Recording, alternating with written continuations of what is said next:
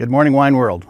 Welcome to another edition of Silicon Valley Bank's direct-to-consumer wine report videocast release. I'm happy to be here. I'm happy to be here every day, actually. We have a great industry that we all work in, and having a great set of panelists to talk to you in the next hour and a half about what's happening in the direct-to-consumer market is kind of exciting for me. But for those that don't know me, I'm Rob McMillan. I'm the founder and executive vice president of Silicon Valley Bank's wine division, now celebrating our 30th year, believe it or not. It's hard to believe. I'd like to welcome all the people from around the world. I love this part of it just because I'm surprised when we started this. I was wondering if anybody was going to listen, but today we have 2,000 people about 2,000 people that are signed up for the videocast. And from joining around the world, we have people from Afghanistan, Argentina, Australia, Canada, Chile, France, Georgia, Germany, Greece, Italy, Macedonia, Mexico, Moldova, New Zealand, Portugal, Romania, Singapore, South Africa, Spain, Switzerland, the UK, and of course the US as well. Before I get started, there's just a couple of housekeeping items I want to take care of. To turn on the closed captioning feature, please click the live transcription button on the below Zoom bar, if that makes sense. Feel free to submit questions. We have roughly 10 to 12 people that are experts in the wine industry from our division in the background, and they'll answer all your questions. It's pretty rare that you get the opportunity to get that kind of engagement. So please feel free to ask whatever you want. Let's see, what else? Well, from there, let's just start. With the registrants that we had this year, we had a lot of opening questions, and the questions really, more than anything else, kind of centered around, are things good or bad? And actually, I'm going to stop before I do it because I forgot to introduce my panelists. So, Sonyia, why don't you start, and then I'll go after that. Well, Rob, thank you so much for inviting me back. My name is Sonyia Grabski, and I am the general manager for Trinitas Cellars. I've got over 2 decades in direct-to-consumer, and I just love being in this business, and it's so exciting to see that we actually have people tuning in from all over the world. Pass off. Good morning, and thanks for having me. I'm Janiene Ullrich, Vice President of Customer Experience for Silver Oak. It'll be 3 years in July, went by super fast, and before that I was with the family Coppola for 21 years. 21 years. Mm-hmm. Wow. Don't do the math. I'm MJ Dale, founder and CEO of Customer Vineyard, a consumer insights company focused on the wine industry and wine consumers. Happy to be back and been working in all types of roles, operational as well as analytic, in the wine industry for 20 plus years. I think I start though by saying the industry itself today is split. It's it's kind of the high volume, lower price producers versus the, let's just say, plus 12, plus 15 or so premium wineries that are smaller and going direct to consumer, and largely the under $11 categories, under $12 categories aren't doing as well. I think that's just a continuation of a pattern. Premium is doing okay. We've had data that we've looked at, the Silicon Valley Banks as an example, our peer group analysis, where we're looking at financial statements. In 2023, the premium segment ended up about 1% positive in value. So, that's good. We'll look at some of the other data points in that, but let's pull up slide 2 just to talk about the alcohol beverage industry for just one moment. And so what you're looking at here is the Census Bureau's data, basically, of inventory position. So we're looking at the bottom of that. The green line is effectively the trend line for sales, starting from January 21 all the way through February 24, and that's pretty flat. So you have to say to yourself, how are you going to reduce overall inventory levels in the alc beverage industry? And right now it's 1.64 times inventory to sales. Average is really below 130 to be conservative, and so the basic math, if you look at the data for the alc beverage industry now, is that it's going to take $1 billion each month, so it's a 5% increase each month for a whole year to reach 1.3 where we are now. So for the alc beverage industry as a whole, we have a ways to go. That being said, the premium wine category is doing okay. Premium wine category, as I'm told from those that are tracking it, especially the Sip Source guys, that premium wine is in the retail segment pretty balanced right now. So we should expect to see some more pull through in that plus $12 category in a reasonably short time. Below that, I don't really have a great news, I should say. I think it's going to just take a little bit longer, but I think you have to separate that data in your mind to actually understand. The beginning of understanding is that piece of it, to understand that there are two different sections to the industry, and you have to talk about them differently. Headwinds, balance a year out, premium, so I got that. Important point. One of the things, if you look at any of the headwinds right now, I think what we can say is that most people are looking for a bottom in almost any of the data. That's what we want to see. If something's declining, we don't want to. It's hard to predict how far that's going to go generally, or when it's going to turn. But the data can kind of tell you where there's a bottom. And so, if we can pull up slide 4 for just a moment, please, Georgia. So, visitation has been something that has been talked about in a lot of circles, and a lot of people are rather nervous about visitation patterns. So what we have here is visitations from May 22 through December 23. And actually I have information that goes out another 4 months. And the 4 months in 24 are not so bad. They're actually trending in this positive way. Now, I have to be clear. You look on the right side, that's change in visitation. It's still in negative territory. Zero's at the top. So we're still in negative territory, but we are starting to trend in a positive way, even though it's negative. So it's possible that we may have found a bottom in visitation. And let me give you another little thought about what's happening with visitation. First, it's something I predicted in the State of the Industry report in January. Revenge travel, or as MJ, she always tells me, okay, explain what revenge travel is. When we came out of COVID, people wanted to go anywhere, go to your neighbors. And we couldn't. So, we're going to get back. We're going to go to Europe. We're going to go. And let's be realistic.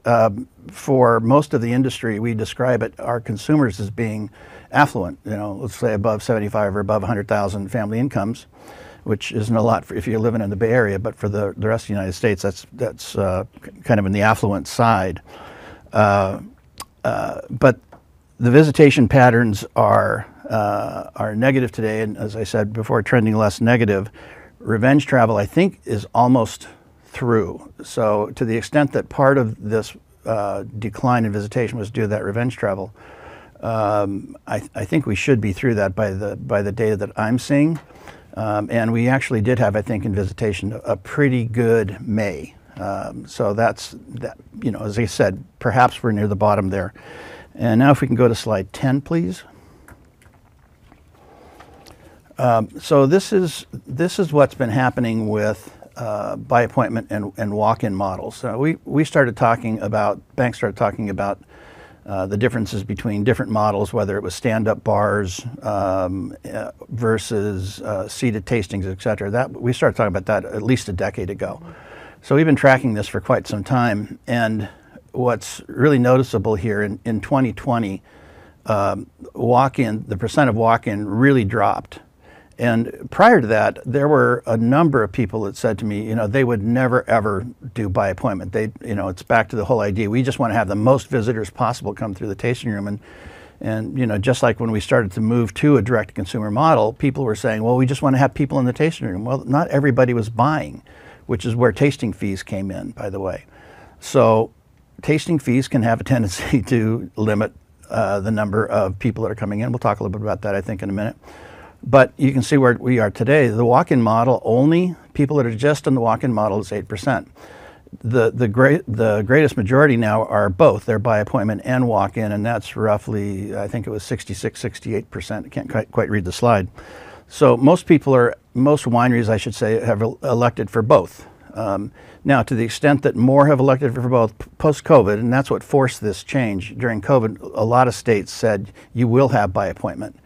And coming out of that, a number of wineries that I was talking to at the time said, okay, we're not going to ever go back to the way we were. We don't want to have people coming up. And by the way, during COVID, a bar was not going to work, right? You're going to sit next to somebody right next to you with a mask on, and that was kind of hard to drink too, by the way. But the walk-in model is kind of going away. You're going to lose a number of visitors from that. So I'm less concerned about that. And if we look at slide 21, that is another indication of why we shouldn't be quite as concerned. If you look at the trended tasting room purchases, just happens to be by location. The trended purchases have been continuing to go up. Now 23 is a little bit lower, but on a trend line, one data point does not make a trend. So I think what we're seeing, generally speaking, across most data points are lower volumes, higher sales values, especially in the direct consumer and the premium side. And then we are also seeing higher tasting room purchases, which lines up with having higher value in the premium segment. So I'm less concerned about the visitation. I think that we're perhaps near a bottom. What I'm more inclined to look at is what's happening with total revenue, and that seems to be continuing to go up for the direct side. Okay, I've been blabbing enough. It's, I think MJ, we're going to go to you with the transition. Yeah. I have a theory, and I'm looking across this great data set from the wineries that participate. And I feel that there is a correlation happening now between the cumulative pricing that consumers are experiencing when they come to visit wineries. So we've taken bottle price up. Our tasting room fees, I think I was measuring, are up 21% year over year across both general and reserve tastings. And that trend is exponentially up in the last 10 years. Tips now, you have got some great data from your survey. Wineries saying that now 68% or so of wineries allow tipping. But the cumulative impact to the customer who comes to visit you is that everything is much more expensive. And especially in those areas that have the highest tasting fees, we're starting to see visitation go the other direction. So correlation is not necessarily causation, but I think it's something we need to pay attention to, that the overall trended purchase is up, but we've also increased the prices of everything. Yeah. At a certain point, keep an eye on that. You want also to welcome people and have visitation in the right direction. So it's a balance. I think we may be at the bottom of visitation concerns, but I think we're at the top of pricing concerns. Yeah, if you go back historically to where we going way back into the 2000s, we really didn't have tasting fees. I remember this discussion and debate distinctly, and the thing we were measuring, and measurements are important. What are you going to measure? What you're going to measure is the thing that you're going to focus on, the thing that you're probably going to see the change. That's where you're going to strategize. And what we were doing back in the day was we wanted to see how many people were coming into the tasting room. And I'm sure many people have heard that old statistic about there's more people coming to the Napa Valley than Disneyland, which I always thought was a dubious statement to begin with, but I don't know, maybe. But that's what we were measuring. We were measuring, traffic, the number of people. And then at some point, we started seeing boorish behavior with people putting, purses on chairs, saving chairs. I mean, there was no tasting fee. So it was where many people would just kind of hang out all day and take up spots. And at some point, someone became brave and said, you know what, this isn't going to work. We're going to charge a tasting fee. And they said, oh no, you're going to lose some of your potential customers. And that's when the beginning started with, no, we're going to lose some of our potential customers, but we're going to keep maybe the right customers. And it was a point of bravery because we didn't know whether that was going to work or not. But very soon thereafter, I think everybody figured out it did. So what slide was that? Slide 14, if you pull that up, yeah, that's thanks. going to show you some of the information that we're talking about the drastic change that MJ is speaking to. Yeah. So, year over year changes in tasting fees, and you can see over the last several years, just a real acceleration for that. So I think my point would be, to the extent that we've seen tasting fees limit visitation in the beginning, why wouldn't it still limit visitation? As MJ said, causation is not necessarily correlation. Not causation. Thank you. I forgot the word. So it's a little bit of a guess, but why not? I mean, if it limited the kind of visitation that we saw, and we had better purchases at that point, logically there should be a limit. So I think it's a reasonable question to ask: is how far can we go? And I don't have an answer. Yeah, and remember, it's not just the tasting fee. It's the cost of the hotel room nearby. It's the price of the bottles. We've all taken price in recent years. It's tipping. You put that together, and the overall experience cost has gone up significantly for most customers in many regions. And we're also dealing with the fact that people are becoming much more tighter with their own budget as inflation happens. And so when you look at the difference between 2018 pre-COVID into 2023 on this chart, it's a big difference. And then also, I think if we were to pop over to slide 16, you're seeing these average monthly visitors and by region. And I really like this slide because I think it gives you some insight. Napa, Sonoma, we're seeing some drops in visitation to our tasting rooms. However, we're seeing that, the hotels are pretty full, but you're seeing lower ADR rates. And we were talking about this last night, that some of that is you've got group coming in. So you've got hotels, all the corporate travels coming back with a vengeance. So you've got a different type of revenge travel, but now it's the corporate folks getting back out. And so they're coming, but they're busy all day. And so they're not going out wine tasting. So you've got rooms full with less traffic.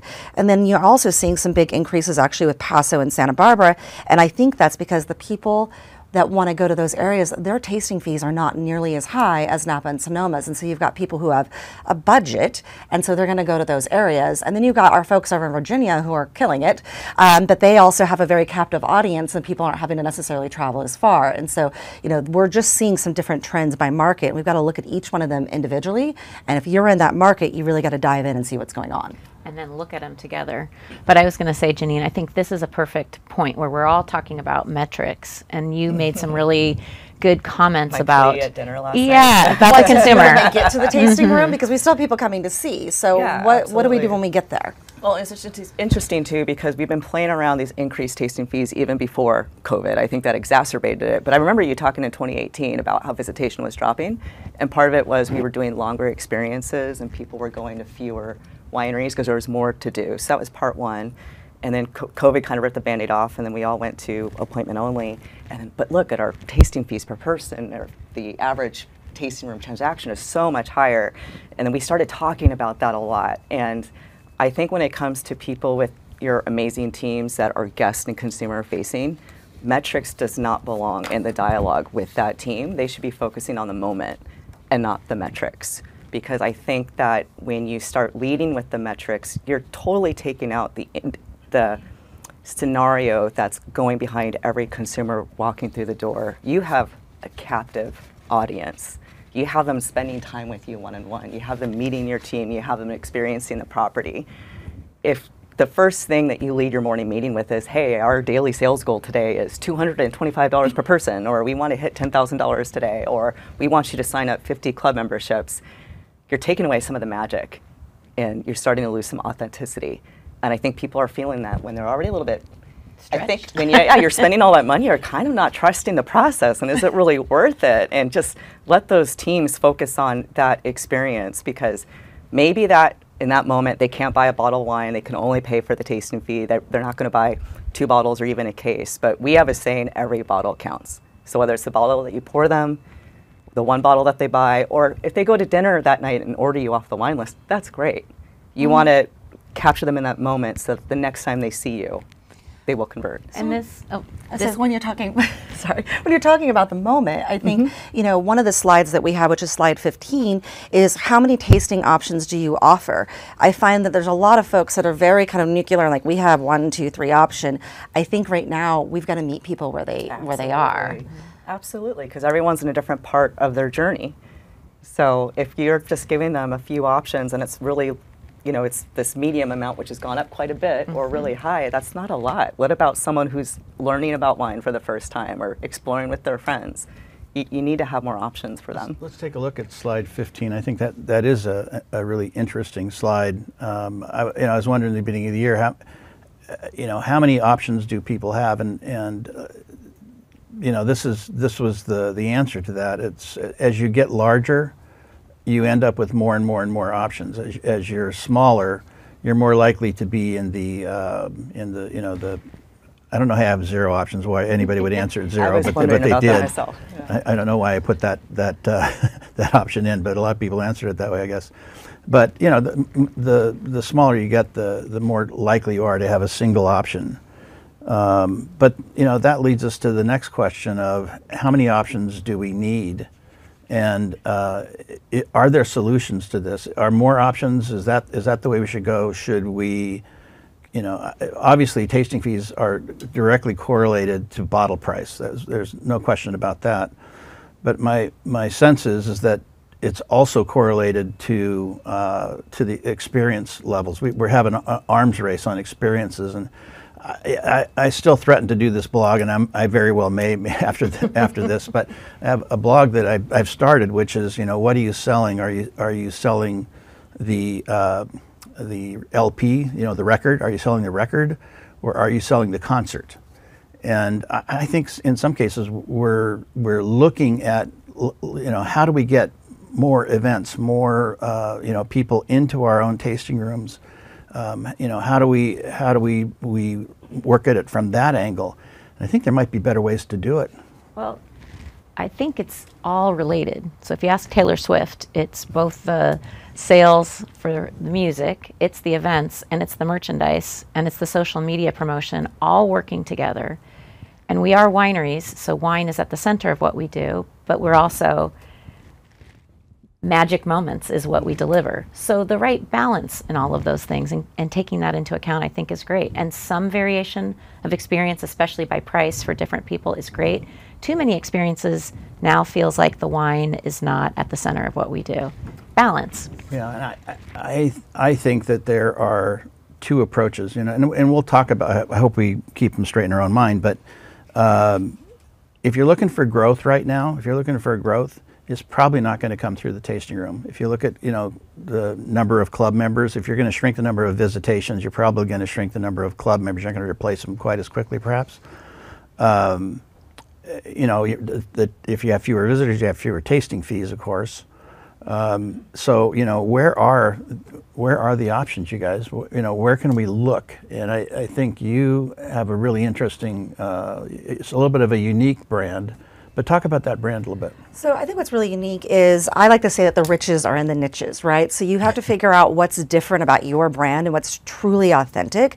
With Trinitas Cellars, we're a Catholic-owned company, and the family is very devout, and they have a lot of followers, and we've actually just went, that's authentic to us. Every year we take wine to the Pope. We've actually started really building labels around it. So, a couple of months ago, I released the Our Lady of Fatima on the feast day. I've released Our Lady of Lourdes. We've got Our Lady of Guadalupe. And we have this audience that loves these wines, and we're building and building upon that audience, and we're going to Catholic conferences, and we're talking about our wines there. We are doing display ads on Catholic-based websites, and we're getting those first-time orders in for, let's say a $750 ad for a month. I'm getting first-time orders rolling in from that area of $1,500 for a case of wine. Those are the customers I want, and it's a unique pond to go fish in, but it's authentic to us. And I think that more wineries need to figure out what separates them out. If you are a cyclist, then figure out how to go find cyclists. And I think, MJ, you do data that finds and differentiates, like, what is that interesting point, and then how do you go after that? You said you found some really interesting successes with some groups. In your case, let me interrupt. I think you really know your customers, because your customers are in this unique set, and so it makes it much better. I think that's really hard for a lot of other customers. By the way, do you know what the greatest consuming country in the world is for wine? Italy? The Vatican. Vatican, yes, yes. Yeah. They consume a lot of my wine, which is great. Trick question, but how does the typical winery find that kind of understanding of their consumer. And we still have wines that are not geared towards that. So, but we're not trying to be everything to everybody. So we have our standard wines, but we realized and went, aha, there was a niche, and we've decided to dive in much deeper over the last 3 years with great success. I think once again, you have to know what attracts your customers to you. I think you need to know, what is unique to your brand, your people that work with you. We have, a lot of Catholics that work at our, in our company. We have also non, but we all know that we've picked a lane. We're going to go with the lane, and we're not going to deviate from that lane. And we're getting more and more hyper focused on what works for us and talking to those consumers and really segmenting out. So we've got our normal customers, and then we have what I call our faith-based customers. Those emails are completely different, and we talk to them in a completely different way, and the way that we drip campaign them and everything is very different. This is so exciting because this tells me our industry is now at a crossroads and we're ready to be more sophisticated with sales and marketing. For a long time, we've been able to make great wine, and if you build it, they will come. And we're not there anymore. And so it's actually a really interesting time to now figure out how to step up and set your strategy as a brand. So you say the riches are in the niches. I say viva la différence. Find out what is unique about your brand and understand your customers to know and grow your customers. So some of the examples we were talking about, one brand found that they were highly over-indexing in tennis and tennis players. Tennis is something that indexes with high net worth people, and wine is a luxury good. But in this case, it was off the charts interesting for the brand. And they've decided to now build stronger relationships with U.S. Tennis Association and really go after that opportunity. Other brands have found scuba diving, something that is only 1% of Americans are interested in, but they were over-indexing. Whatever your brand, classic car racing, it often starts way back in time with your founders and their interests and the cohort that they built. But that's a clue to what makes your brand unique. And when you pick a lane, and you learn to speak to your customers where they are, you start to get some exciting ROI results that happen. I think it's interesting you said that whole paragraph and you never once mentioned an age cohort. Well, talk by age too, right? I mean, when you break things out and understand your customers by age, by demographics, we look at sometimes as many as 8,000 different pieces of information on individual customers, and then help winery brands know who their customers are across the board. Their younger customers, their older customers. There's so much to understand. It's really about how do we get profitably to closer one-to-one marketing with them as people, not metrics. And it's also another struggle, I think, that we all, when the boomers came around, marketing was really pretty simple because the homogeneity of the boomer cohort is incredible. So you just market to everybody the same way. Well, today we have greater diversity in races, ethnicities, and the thing that we've lost, I think, in the discussion somewhere, but going back into the 90s, we used to say what we're looking for is the aspiring affluent, right? We're looking for that customer that is aspiring to affluent. They're not affluent yet. They can't really engage fully the way you would like them to. But I do think we have to return to that conversation because the people that can afford wine do skew more wealthy, and they cut across age brackets. But it is kind of a defining mark, is you have to be into that affluence curve somewhere and have a desire to aspire to greater wealth or lifestyle. Let's put it that way. And so, how do we find those people? Well, you start with the customers you have, and I don't just mean your club customers, which we've used as a proxy for high-value customers for a long time. I mean all your customers, both the ones that have signed up on a list and visited, as well as your high-performing customers. You then understand all of them in great detail to find the different cohorts and what makes sense for how you should reach out to them. What are their interests? It's more about them, and this is what's also exciting to me. We've been really winery-centric for decades now. It's about to turn around where we need to be customer-centric to build bridges with our brands, and that's the opportunity. And it doesn't have to be a sophisticated thing like Customer Vineyard does. This can be done very, very small brand.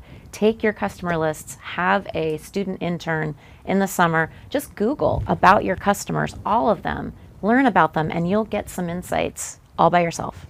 And I think you bring up the fact too, it's not just about who's coming to our tasting room, it's us getting out there. And you've been hammering this for a decade plus. So I'm not going to let you say it today, I'll say it for you, and I think we'll all say it. Go on the road, go find your customers. I think there's a great chart that MJ actually brought into, this, what slide is that? Slide 33. 33. And so it shows, where the customers are, and we need to be going out to the market. And I think you were talking about, an anniversary thing that you guys did where you went around, and maybe you can kind of talk to that experience, and I can definitely talk to some of the stuff that we're doing. Yeah, I mean, I think what was great about that was it was kind of an all-in campaign effort across. It was channel agnostic almost. So we had these tickets that we were selling across the country, all these different restaurants, but we worked in trade, we worked in wholesale, we invited people to come.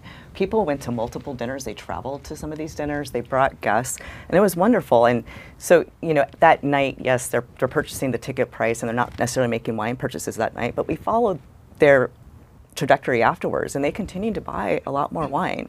And I think that is a great, when you can combine resources like that, where you're working together with your wholesale team and direct to consumer, I think that's a really good solution to people that are worried if they're just working with their D2C budget and don't think that they can do that.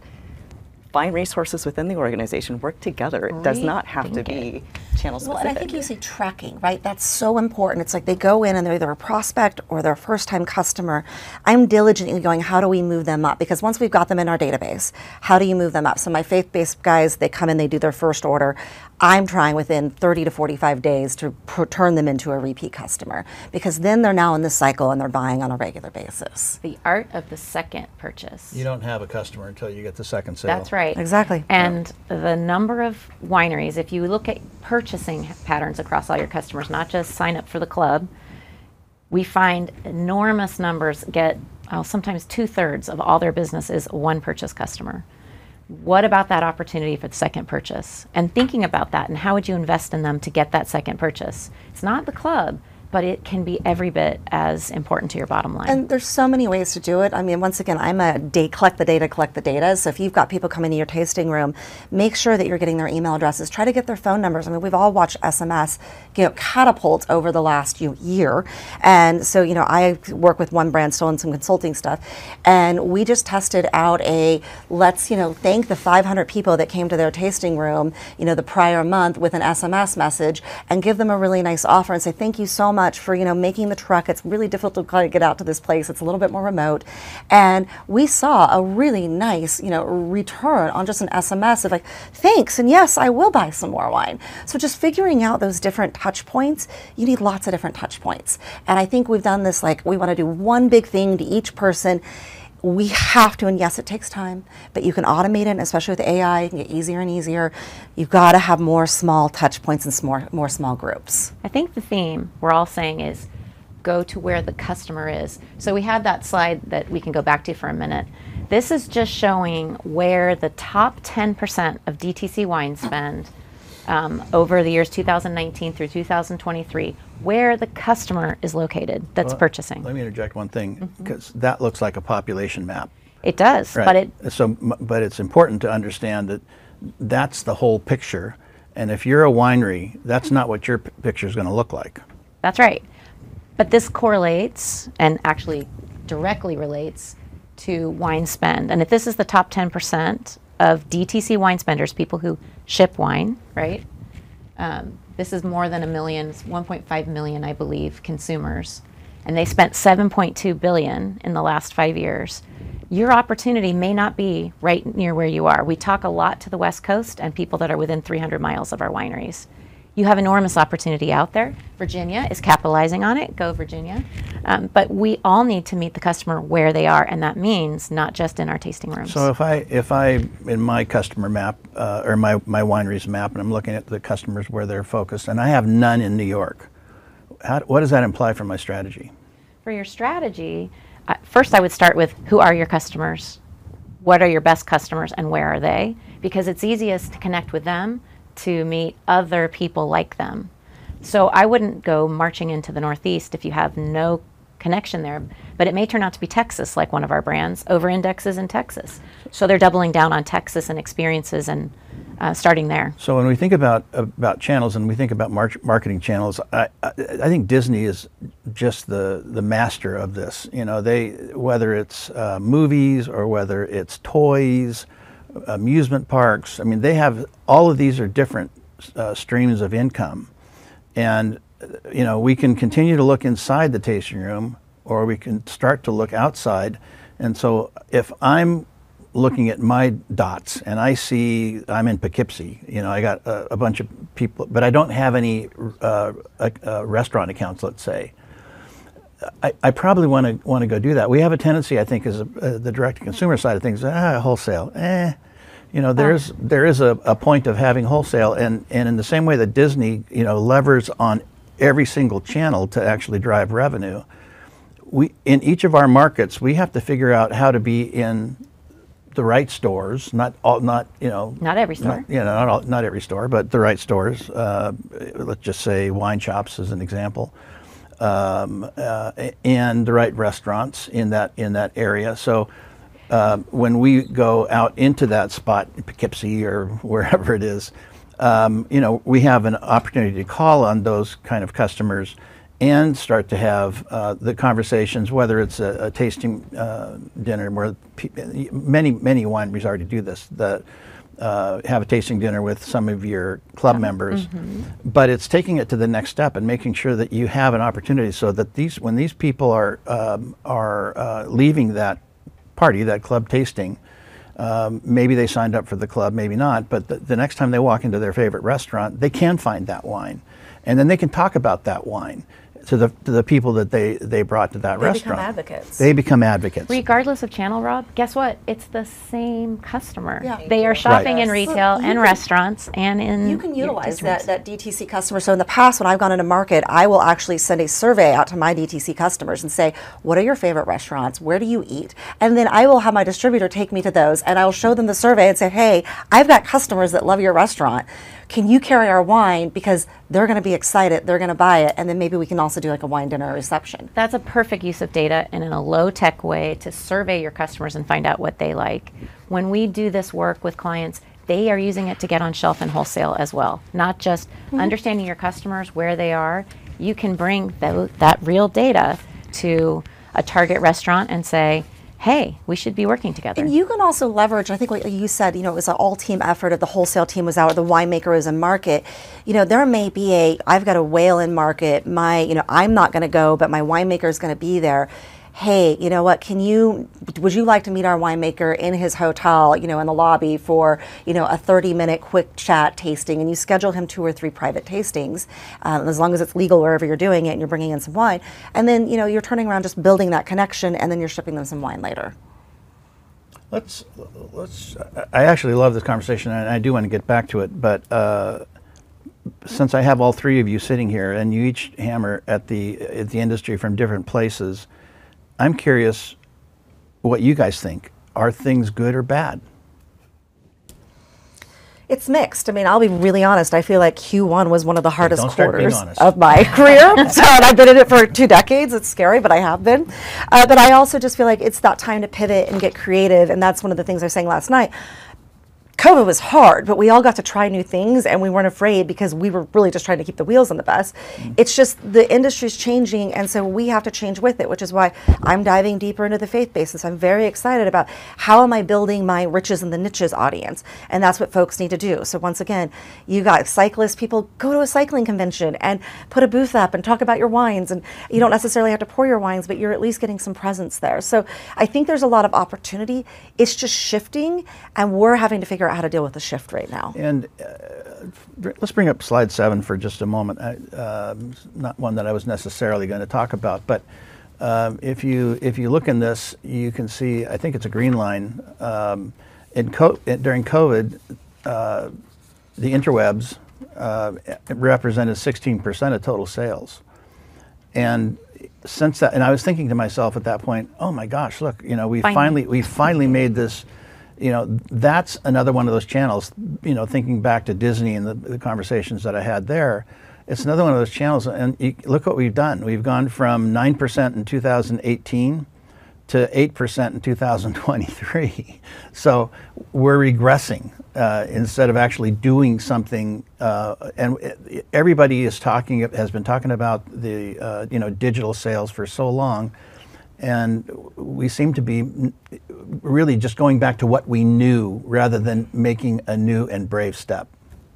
Well, one thing I do want to say is because so many wineries did see the potential of digital during COVID, and everyone's kind of going in and trying to boost it. Digital is still a great channel. It just, everything takes that much more effort. It takes more effort to have someone actually see your email land in their inbox. I don't know if you have this in Outlook. I have the focused inbox and the other inbox. Yeah. So if something lands in my other inbox, good luck. I might not be responding anytime soon. And I think to go back to your question, are things good or things bad? I think if you're sitting in the raft and not doing anything and waiting for the storm to blow over, it's bad. If you're like Sonyia and you're grabbing a paddle and you're working at it, I think there is opportunity there. So I don't necessarily know if this means that wineries aren't doing more in digital, but I do think that there is a bigger effort, and people have to know that and accept it and be willing to do the work. We went right after COVID. We went right back to what we knew. Zoom went away, and part of that I think is just we were tired of Zoom. I mean, we were tired of being out of touch. Yeah, and it kind of works for situations like this. If we, we don't have to come to this, and obviously the whole audience, except for all the 1,000 people that are out in front of us today, they're all digital, but that kind of works for this sort of thing. But yeah, it's really hard to build a relationship on Zoom. I think it's really hard. Yeah. Well, the one thing I wanted to say about the internet numbers that you were looking at, it's really a proxy in our industry for people sending out email. And you send out email and then they buy in return, and a lot of times we're calling that our internet sales. So be really careful. The customer's not in email anymore. They're shifting, just as you said. You've got to find them where they are. Well, I think that's why SMS is becoming so big, right? Because I don't check my emails, but I buy a lot from SMS, and I was definitely one of the early adopters over with my friends at Red Chirp, and so I was a very early adopter with them. But I'm seeing more and more wineries jump on. I'm also seeing wineries jump on where I haven't been there for 5 years, and I'm getting text messages, and I was like, hold up, let's follow the rules. Let's not get everybody mad. But it is such a great tool for multiple things. To event ticket sales. A reminder to pick up your wine club, to drive people to your website to purchase or to reply. And so we've got to figure out how to talk to people how they want to be talked to, but we're finding more and more people are opting in for SMS, even from our emails, which means they're not wanting to focus on emails. They want something that's just quicker to respond to, and sometimes it's just send me 6 bottles. I think SMS is awesome. One thing I want to caution is the same thing's going to happen there that's happened to the email channel. And real marketing, super successful marketing, is truly an integrated campaign. 6 to 8 different types of touches to your customer or prospect will get them to take action. But they shouldn't all be the same. No. And you should be really attuned to what they want. I think you had a slide, Rob, on social media. Yeah, I was just going to say we should go to that one, because I think where we're talking to people. Slide 34. Slide 34, and actually it's counter to what you say. If you look at the examples of other 6%, any text message. Well, what I was saying is this is what the wineries are doing. This isn't what the consumers are doing. And once again, back to being customer-centered, most of your customers, in fact, the biggest channel is actually LinkedIn. That's not to say you should be marketing and selling them wine on LinkedIn, but if you want to be where they are and talk about your business successes, you should be there and thinking about that as a way to connect with your customers. So a higher concentration of affluent people on LinkedIn. That's right. Versus TikTok. That's right.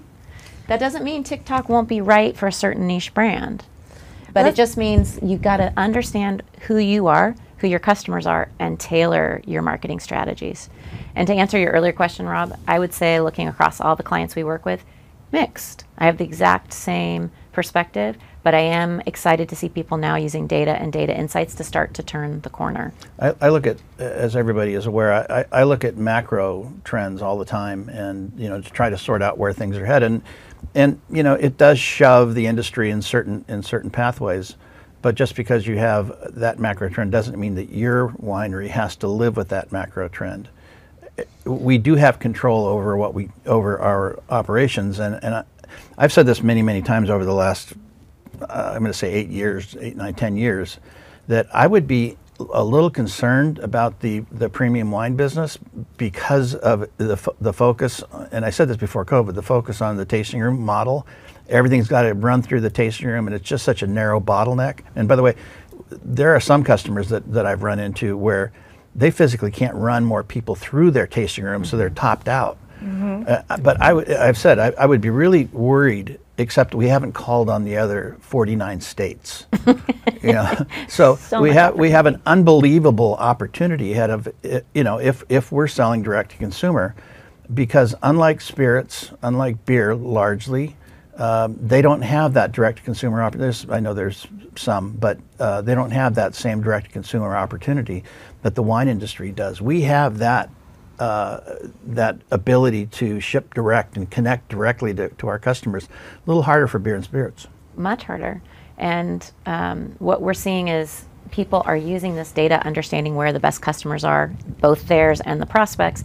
They're starting to hire staff and place them where the best opportunities are. And their entire job is helping run events and connecting wholesale as well as DTC. So when the winemaker comes to market, just as you said, you're using it as an opportunity all the way around. It's exciting. There's so much more out there. We haven't even scratched the surface yet. I totally agree. Let's go to slide 32 for a moment, if we may. So digital resources, we've been talking a little bit about digital. I don't think this is a big surprise to anybody. If you look at examples of other ChatGPT and AI as an example, that gets a lot of heat right now in discussions. But I think most people should be aware anyways that you're probably not going to have a huge AI thing in your winery. Some actually will, and I know some actually have custom built AI components for their data. But most of the time it ends up being software that puts AI underneath it, so you get a different kind of performance. That's where AI is going to be used. So the fact that we don't, ChatGPT or AI is only 2%, you're probably still, I'll bet you 95% are still using AI. They just don't know it in a lot of cases. It shows up if you're looking at your email data, it shows up in that as an example. So, but this to me is starting to get, again, boring. The SMS text messaging does show up in this one as 24%. I do want to say one more thing about AI, because people were asking about it in the pre-questions that you got. Yeah. Should I be using it? And one area where it is helpful, and I do like that you mentioned they might already be using it, but there are systems out there where, because we have so much data and it can be overwhelming to ingest it, but there are companies that use AI that look at your customer behavior data, how often they're purchasing, how long between purchases, just so that they can then ingest predictive analytics. So then you can turn around and say, oh, I have this group of customers who are at risk of churn. That is when AI becomes really relevant and really powerful. And I think, we've seen some exciting tools like Wine Pulse's Chat DTC, right? Great name. And, I love that because I can just run in and put some prompts in. I've gotten some really interesting reports that just spit out. And it's like, okay, this is actionable. When it used to take weeks to slice and dice that data, now there's some stuff over that just goes, it drops into your database, does its thing, and spits out something. You're like, this is actionable. It's instant, and what we do is work with that and deliver it back in a platform, and here's action segment number 1, and this is why, 2, 3, both for retention as well as preventing churn as well as finding new prospects. And it's getting exciting your team to use it. I think that's one of the big things. I know I've had some struggles with some of my folks where I'm like, why am I the only one logging into this? But if you get people to start using it and saying, no, I want you to play with this and come up with 3 actionable things, then you actually can start going, okay, like we've got some new little things we can test and play with. Always be curious. Yeah, and I think always be brave. Yeah. One of the things that I'm an idea person by nature, so over my life, the thing I hate the most is when I have an idea, and just if you're an idea person, this always happens, by the way, is that everybody says, "Oh, that'll never work," because they automatically go to the things that are wrong with the idea instead of thinking about why it actually might be a good thing. But the thing I hate most is when people say, "Well, where's that happened before? Where's that been done?" Because they'd like to figure out if it's been done somewhere else and whether it's been done successful. And my answer is, look, if you never ever, if you always go into this path and where has it been done before, then we'll never have original thought. We will never differentiate ourselves. But that takes bravery because you're walking into the unknown. And so we do need to be a little brave at the same time. Hey, let's go to slide 26 because you, Janiene, I think you were starting to head toward that. Oh, when we were talking about churn? Yeah. Churn. Yeah, and this question came up a few times too, and so I do think that people are anxious and kind of want to talk through this. You know, what is happening with club and club attrition? I think it's 26. I mean, the amount that's churning is higher than the amount that people are actually getting into their club, and that's a problem. I think a lot of it has to do with how the club model is built. There are other slides that talk about different things that people are doing to push people into club. It's an average of 16% discounts that we're giving people to entice them to join the club, waiving tasting fees, giving them shipping discounts. But so there's a lot of work that goes into that, yet I forget which slide it was, or it's this slide, 24. 90% of the people that come through your tasting room are not signing up for the club. So it's a lot of work to get 10% of conversion out of people. So that are leaving within 6 months. Exactly. So what are we doing to address that 90%? You know, what are the other options? If you are hammering your team about we need to convert into more club members, we're missing out on a huge opportunity. There's something missing from the strategy. There's the slide, slide 24, and you know, conversion rates they're not doing much, but if visitation is dropping and conversion rates aren't doing much, you can see what attrition rates are increasing. It's And math. attrition rates is And you know, as I say in the you'll read it in the report. You know, the report, by the way, is available right after this this video cast. But you know, the whole thing with churn to me is if you are somebody that is growing by 0% and you have 5% growth and 5% churn, that's one thing. But if you have 20% growth and 20% churn, that's a less effective business model. So churn matters, and we have to figure out how to be more efficient in the way we do that.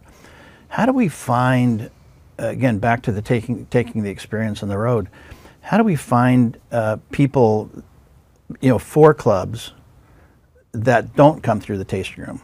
I know that I have 100 solutions. No, I don't. I actually don't have that many, but you guys do. So starting with your club members and doing events for them where they are and allowing them to invite in their friends or the board of their favorite charity, bringing the experience to them is instantly a way to expand a top customer and meet more like them. Birds of a feather flock together.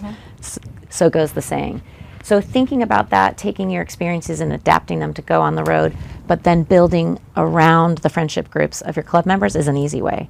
Another suggestion, if you are a club model winery, and not everyone is, if you are and you have these club benefits, create more benefits that can be redeemed, not just in the tasting room. Create gift clubs that only club members can purchase, a baby club that they could gift to their children, adult drinking age children, and share that benefit. Be thinking about the model and extending it out to where the customer is. You also had some great ideas. Well, no, actually, I was thinking about a conversation we had this morning over that quick breakfast. But also not just thinking about your best customers being your club members. You have a lot of people that purchase from you, but they're purchasing based on their time scale, what they want. So, even though they're not in your club, they are very high value, great potential customers who also should be getting access So to we these advocate things. measuring the value of every customer and the potential value of every customer. And the club is just a on-off metric that you use because they've just signed up for automatic shipments. You can make club members better, but usually not spend a lot more, but you can retain them longer. That's the goal there. But with others, it's the second those purchase. best customers, I have a guy who's my VIP guy, and he deals with those folks. And then, someone comes through as a first time, really large order, like, okay, you're going to call this person, figure out where they came through, figure out how to build the relationship. And so you build those one-on-ones, and I'm trying to do that more with our tasting room folks too, of going, okay, you had this amazing customer walk through the door, you built that relationship. You're going to own that customer, and we're going to give you a little bit of office hours, and you're going to start actually reaching out and talking to those folks on a slow day. 90% are not in the club. 90% is a huge opportunity that we haven't been paying attention to. I think it's a great point. what else should we talk about? I don't know, I'd like to hear if there's like 3 themes that you think our industry, all of us out there that are working the business, need to be focused on for a successful future. What are those themes and what should we be thinking about? And Rob, I think you should go first. So this is going to be a little bit out of left field, which is normal for me. But,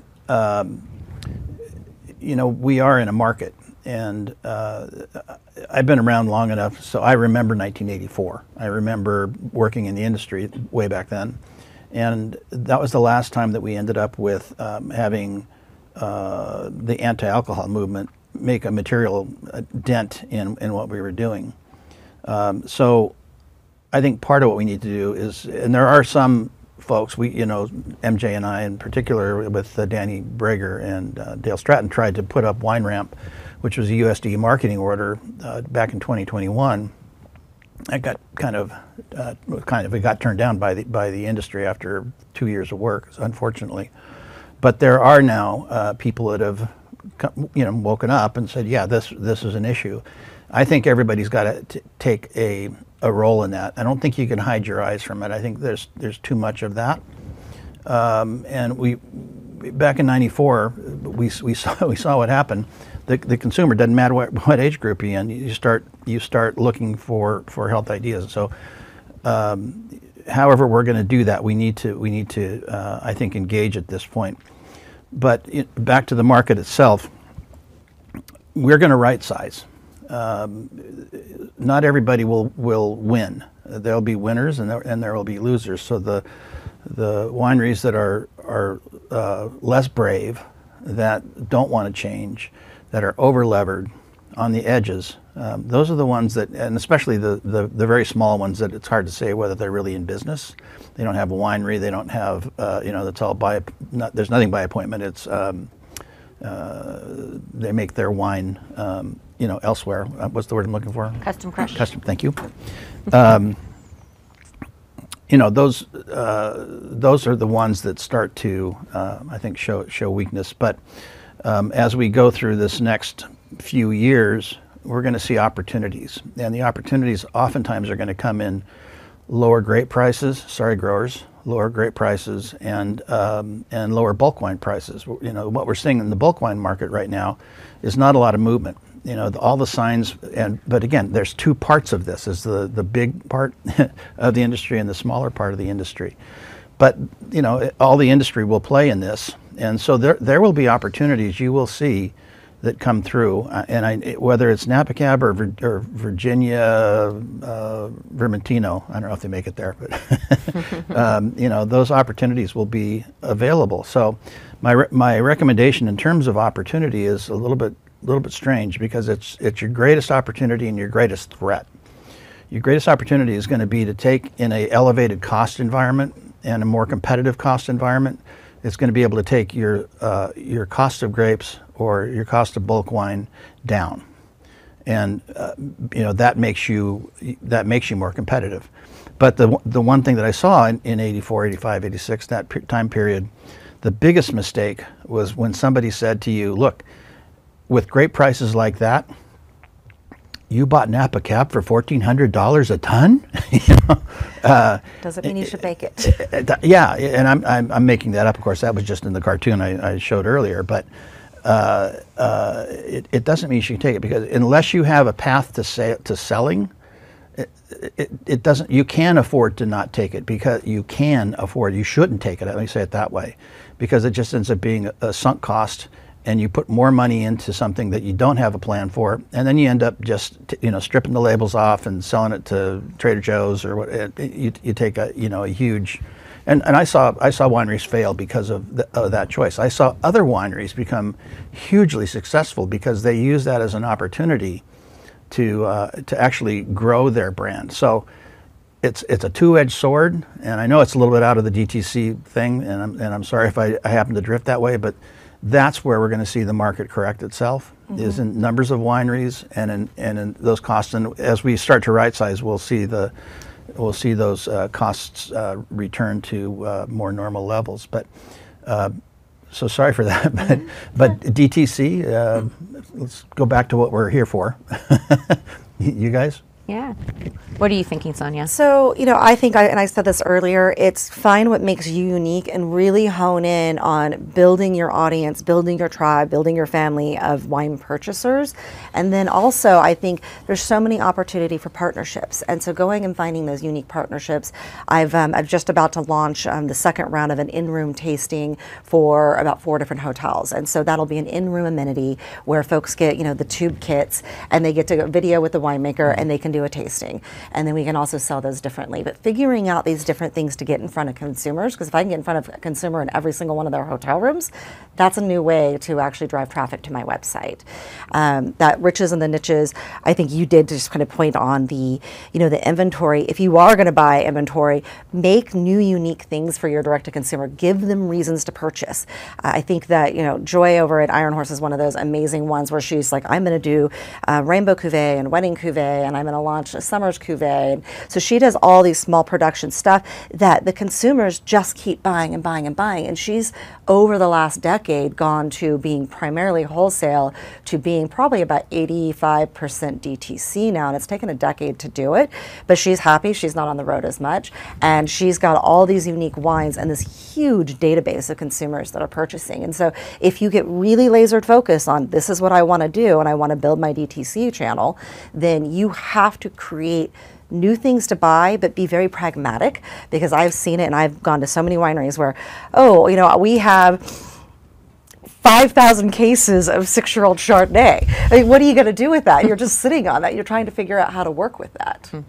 I'm actually glad you brought up tubes. It's just full disclosure, not a client of ours, but I do appreciate the kind of things that they do. Last night we were talking about taking the experience on the road again, and the basic one of having wine dinners at people's houses. Everybody, that's not new. But as we were talking, I started to, again, my ideas. I started thinking, well, wait a second. How can we, instead of taking the experience on the road and getting in a plane, as an example, how do we change the occasions? How do we start to market to occasions? And I'm going to say, it's probably 15 years ago, Dale Stratton said to me, wine needs to figure out a way to get into more occasions. And I am starting to see that. If I go back to the 80s, one of the big issues that we faced back then was that wine was being held for special occasions. We were drinking beer and spirits largely as a population back then, but it was being held for special occasions. And it seems like, we are seeing younger people that are buying, and this wine.com data has been out there for a very long time now, that shows that the younger consumers do buy the most expensive bottle, whether it's for gift. They're not buying in volume, they're buying an expensive bottle. But how do we take, that as an opportunity, whether it's for a younger consumer, how do we, tubes as an example, use that as a way to show them different varietals, different things that maybe are, if they're affluent, what's the word I was using, aspiring affluent. If they're aspiring affluent, can we target those people? Can we actually, figure out occasions? Can we package our wine into a way with something else? And think about it. I mean, we've all seen party boxes, where something's sent to you and it's all kind of thought out. Is there a way that we can use that so that we can, instead of doing that one at a time, mass produce that as a I don't know about mass, but but let's just say 100, 200, 500, 1,000, whatever. Can we take our thing and then put it on the road and then somehow have that personal connection, whether it's, I hate to say Zoom, but that's an example. Last night I said Skype, and so I really dated myself. You kind of talk about that, right? I think that one's, once again, those were the things people were doing in COVID. I mean, we couldn't do our lobster feed. I shipped live lobsters to people, and we still did boils, and we did the Zoom, and we did steaks and stuff like that. So getting back to how does it work in a post-pandemic, phase now, but what can we do to cause celebrations and relationships and bring that into the home differently? Explore new and different partnerships with brands that have nothing to do with wine, but partner well. Go ahead. Well, I was going to say, we have a history of people loving to gift our wines, and so we have people that buy from us every year for holiday, and it was organic. The orders come in with a lot of work on the back end from our customer care and warehouse team, by the way. But we built on that with holiday gift boxes and pre-etched bottles for all sorts of different occasions. Just congratulations, a wedding, birthdays, happy anniversary, different holiday messaging. And we saw that was really great. We had some great vendors that we worked with third party to do our etched bottles, and then we realized, we had to stop taking orders because they can't necessarily keep up with the demand either. And so we brought that ability in-house. We still work with our third-party vendors, and we do appreciate them. But we knew that we had more runway to go with. And so to double down on that capability to help that niche that we saw was working for us. And then we thought, okay, now we need someone in to come in and also reach out to those potential corporate clients that haven't been coming to us organically.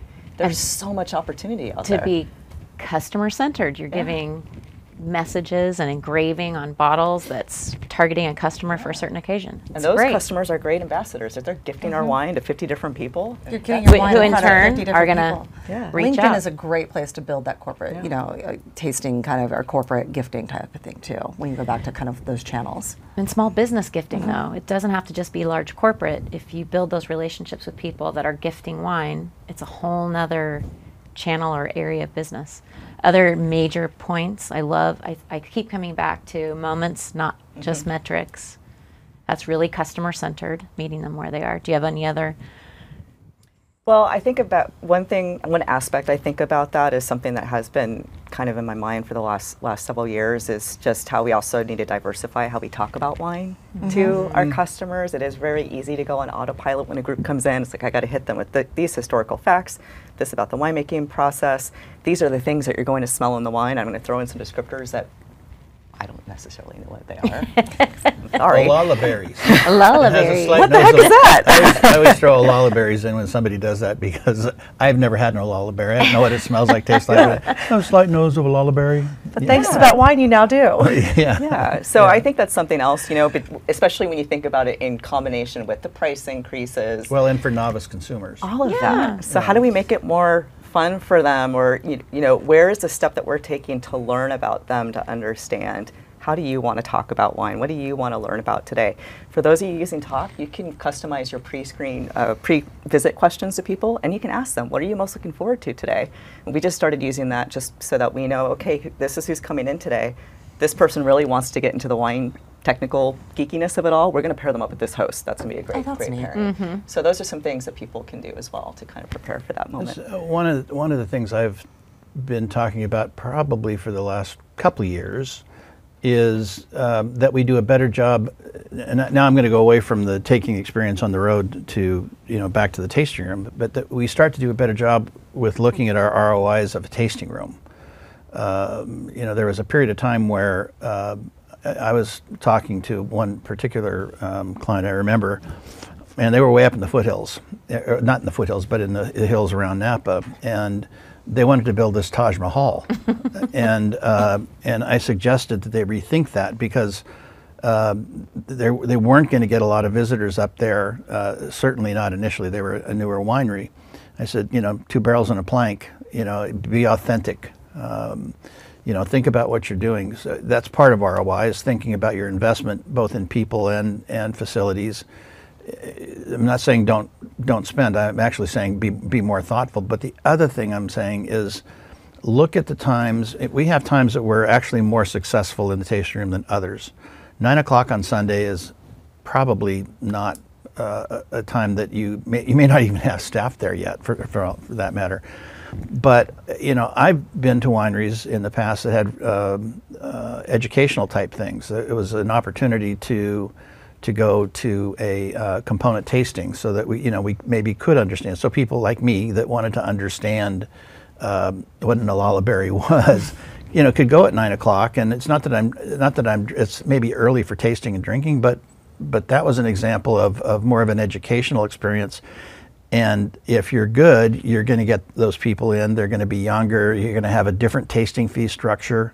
And I think that thinking through that part of it, it's, the last of the day on Sunday, I was up in Washington earlier in the year, and one winery up there said that on Sunday, they actually turned that on its head. They didn't try to figure out how to get more people in necessarily.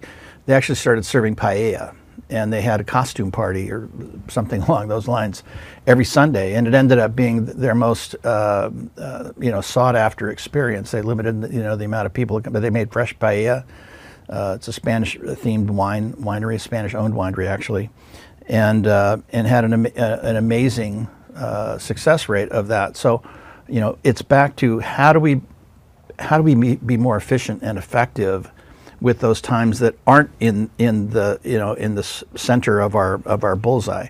Okay, so one thing I've always wondered, zoning doesn't require this everywhere, that we all shut down by 5 or 4, but the lion's share across all the wine regions do. But the customer patterns, they're traveling in for the weekend or for other places. What about 4 to 7 on Thursdays and Fridays? And why are more people not doing that, being focused on when the customer can come and using that time to shift around the tasting and staffing model? Before dinners, we don't want to harm our restaurant friends and partners in the area, but a lot of times they can't get their dinner reservation till 7. That's a golden opportunity. So we stay open later because we're located within a hotel, and so we stay open later. 7's kind of been the golden cutoff. If we go to 8 or 9, what we found, it also then just because people are coming in to drink, not necessarily like they want a wine bar experience, they're not necessarily going to convert to a wine club or even a purchase like that they want to buy the glass. And so we've been playing with it, and we really I monitor my sales by the hour, so that allows us to kind of feel the flexibility. I think, your point about kind of that midweek tasting, I'm seeing lots. I think once again, the tasting fees have gone so up. I'm seeing so many Facebook ads for people like Sterling with reduced midweek prices or 2-for-1 tastings. So we're getting back to a little bit of that, but creating different reasons to be there. So like you said, I do, a maker series, and one Saturday a month at 10 a.m. we're doing a candle making class, or we're doing a wreath making or something else, and we're tying it into the wines, and people love it. It's getting great new customers. It's an activity for people to do first thing in the morning at the hotel. I'm still looking for that, so building new customer build, and so that we're not looking at just that center, that we're not saying, well, this is the way we do it, and this is what our tasting fee is, and this is what you're going to pay. We do have to be more thoughtful. Here's another one is, and we have some slides in here. I won't bring them up at this point, but we've separated out the look at urban versus rural tasting rooms, and I was really kind of concerned with how that was going to work out when we first started to see, maybe 10 years ago, more and more people start off to have an urban tasting room. How's this going to work? Because it's not really the same experience. And at first, the wineries, as I recall anyways, they were charging the same tasting fee, but it wasn't the same experience. And now I know there's a slide in here somewhere. Anyways, I think it's in this deck if it's not in another one, where you can see that the tasting fees are different. You can see that the average purchase is different in an urban tasting room, but the urban, I think, tasting room idea, ends up giving you more people. If you're in a tourist area, it ends up giving you more people that maybe you're in a hurry, by the way, so you need to have a shorter kind of a program. And I've always thought that, if in an urban tasting room you start to play Queen of the Stone Age or Eagles of Death Metal instead of Frank Sinatra, that might be a start too. But without having to change your whole wine compensation structure, wine pricing structure, looking at other wines like white wines, or changing out, and I'm making this up again, a Vermentino. We had one of those left for dinner last night, so that's why it's on my mind. But having something different that somebody else can actually come in that is visiting a region and actually and maybe buy some of those and engage with you. You get their contact. That might be that aspiring wealthy person that you're looking for. How do we attract those aspiring wealthy, and generally, let's call them younger than 60? They're there. Yeah. There are younger, wealthy 30-year-olds and 40-year-olds who like wine. There's not as many of them, but you do want to find them and make relationships with them. Yeah. So, I don't know. When I think about it, the goals My shorthand is always attract new customers like your very best, sell more to the 90% of the customers you have, and then retain best customers longer.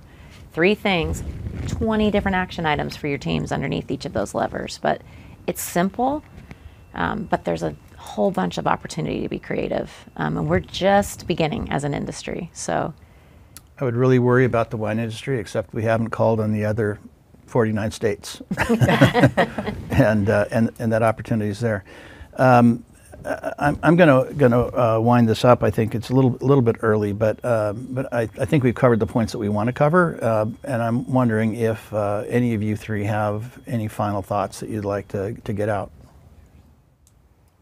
I mean, I would say, you know, everyone, a lot of the questions that came in is, are things good? Are they bad? Yeah. What's going to happen next? You know, if I knew what was going to happen next, I might be in a different line of work. Who knows? I'd be playing the lottery. But I think that the big thing here is just kind of understanding that we just have to be ready to grab that paddle. You know, you can't just drift through what's happening. You really have to think about what makes sense for you. Yeah. It needs to be authentic, because nothing's going to turn away a customer, a potential customer, by being inauthentic. And really also, we talked a lot about how you can work with other folks within the organization instead of being strictly D2C focused. I love, I think you said, a customer isn't a wholesale customer or D2C customer. That's where we need to focus in on. the same customer is purchasing across all channels, so our channels should work together for the customer. Absolutely. That's the mindset we need to adapt. Well, and I think when you say, like, you know, it's like we all get, like, you got to be rowing the boat, but you have to, as a leader, be building a team that everyone's rowing with you, because sometimes you end up having a couple of, you know, key men, and then you've got some people who are just doing, like, everybody has to think through this, and you, as an organization, have to sit down and go, okay, just like we did in COVID, we got to figure out how to do this together. It's the only way we're going to get through this. And so everybody has to be contributing in some way. And so I think culturally, you've got to really focus on your business culture as well to make sure that everyone's driving your business forward together. I like that. Don't just drift, paddle. Paddle together. And then I'm going to say, navigate where you're headed. Don't just paddle aimlessly. See, this is why you brought all 3 of us together, just for that goosebump moment. I can't beat that. I mean, I like all that. That sounds good. So let me wrap up, first of all, by thanking all of my panelists. As I said, with no disrespect intended for prior panelists, this is the best panel group I've ever had, and I'm grateful for each of your participation. So thank you. I want to make a pitch for just a moment. We can't do this without participation from wineries in our survey. We had, I'm going to say, roughly 600 participants this last year in the DTC survey, and I know people are interested in it because it's the number of participants went up, and actually the number of viewers in this video cast went up as well. So I know the interest is there, and I know it's hard to engage in some of these surveys because there just seems to be another survey every day. We've been doing this for 25 years, this whole survey thing. So we have a database that goes back, and we can trend. We can look at where things were in you know, back in the 1990s, as an example. And so, you know, I'd appreciate everyone's help in getting through these. What you don't see, for if you are a participant, the wine report I think this year was, I'm going to say 40 slides, something like that. Obviously, we just went through a short number of those slides, but there are 100 slides that are in there that you can look for each of your own individual wineries' needs. 100 slides. This is data that you can't buy. But it is free if you participate, if you can spend that 15 minutes. So please, you know, support what we try to do. We're not doing this to sell it. We're doing this to make the industry hopefully better, and we're delivering information in a balanced and thoughtful way. Even though it's negative sometimes, sorry. You know, I think we have to be brave. We have to look in the mirror. We have to say, you know, here are the issues. If you don't stake out those issues, you really can't solve for them, obviously. So please participate in that. As a reminder, the video cast will be on a replay. If you signed up, that link will be sent out to you pretty soon. But the direct-to-consumer wine report is on our website right now at svb.com. So you can go there and actually download that and thumb through some of the other comments that I've made throughout the report. Before I leave, I want to thank the people that are in Silicon Valley Bank that have done a lot of the work on tearing this stuff apart. People that are right now in the background, 10 to 12 people that are in the background answering questions. Paul Dugani in particular, who this past year has focused on 2 in a row of our surveys and reports. He's done yeoman's duty because he has a full-time job as well. So thank you, Paul, for all you've done. So, with that, I think I'll wrap it up. We have an opportunity ahead of us. We have to be brave. We have an opportunity ahead of us. We have to do it different. We have an opportunity ahead of us.